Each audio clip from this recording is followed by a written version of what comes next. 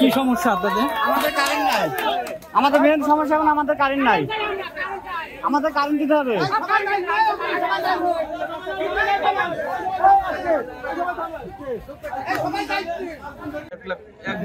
লোক আছে, এই লোকের পানি খাওয়ার পানির ব্যবস্থা সব বসাইছি, পানি খাওয়া যায় 10 ফুট অনেকে মানুষের পানি এই জায়গায় আছে, ডিপ আছে, এই যে এইখানে ডিপ আছে, কিন্তু আপনি হাট মালিক আপনি ব্যবস্থা করতে কাজ চালাইছি।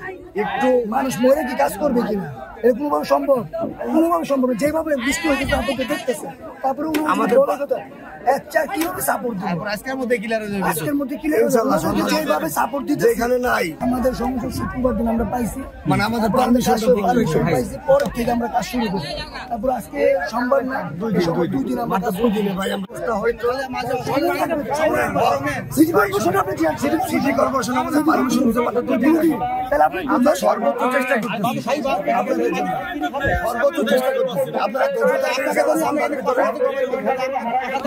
সন্ধ্যার ভিতরে আমাকে সবাই খাই দিবে আমার একটা বলে হারাজ আমি কিভাবে সহ্য করি।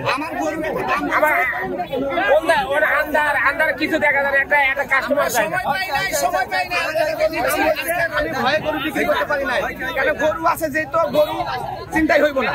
টাকা যদি আমার কাছে থাকে ওই অন্ধকারের ভিতরে কে টাকা নিয়ে নেবে এটা কোনো নিরাপত্তা পাচ্ছি না, এই জন্য আমরা গরুও বিক্রি করতে পারছি না ভয়ে। আর যেদিকে আলাবাতি আছে সেদিকে গরু বিক্রি হইতেছে, আর আমরা অন্ধকারে আছি, আমার দিকে গরু বিক্রি হয় না, কাস্টমার আয় না, যে ওইদিকে অন্ধকারে ওইদিকে তো যাওয়া যাবে না।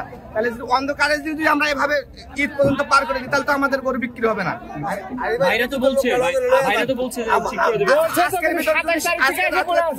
যদি আমাদের আর কোনো সমস্যা নাই, আমাদের আর চাওয়া পাওয়া নাই। আমরা এখন পানি পাইছি, বিদ্যুৎ পাইবো, আমাদের মোবাইল টোবাইল এগুলো আমাদের আর কোনো সমস্যা নাই। এইটুকু করলে আমরা খুব খুশি।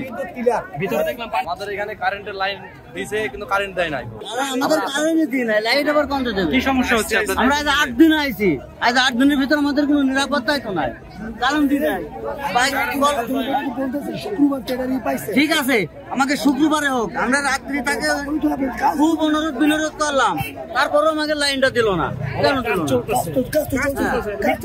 আমরা বললাম যে গলিটা ফর্সা করেন, আমরা লোক তো সব দিয়ে সব জায়গায় সবই ঠিক আছে, আমরা বললাম যে রাস্তাটা পরিষ্কার করেন, তাহলে আমরা জানে পাইছিলাম।